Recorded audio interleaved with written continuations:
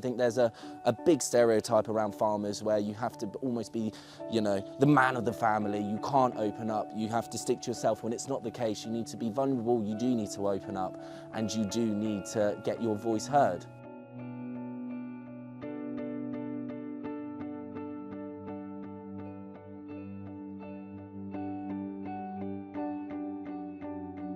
Coming off a reality TV show like I did at the start of the year, Love Island, there's so many different things that you do have to look out for, and mental health is very, very important because you're put on such a big scale and so many people have an opinion about yourself, your relationship and your life. For me, it was coming back here, coming back to the farm, coming back to my roots, coming back to my family, to be quite honest. I think especially in the media industry or the social media industry, you can get lost and it can be a very difficult and dark time. However, coming off the show, for me, I've got farming in my blood and that's all I wanted to do. So when I did come off the show, I came back with Jesse, back to the farm, went straight back into lambing.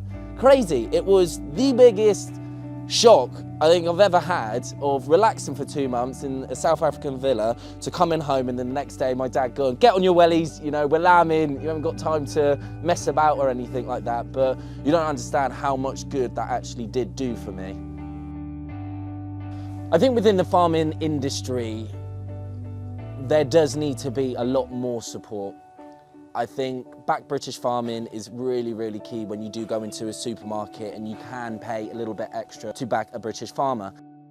Mental health is so important within the agricultural industry. This industry, it is lonely, you know, it is lonely and it is hard. So I definitely think that we need to change that stereotype and make sure that we all feel like a family, we all feel like a community, and that we can all reach out to one another, even people from the non-farming community, even stepping foot on their farm and letting them feel valued.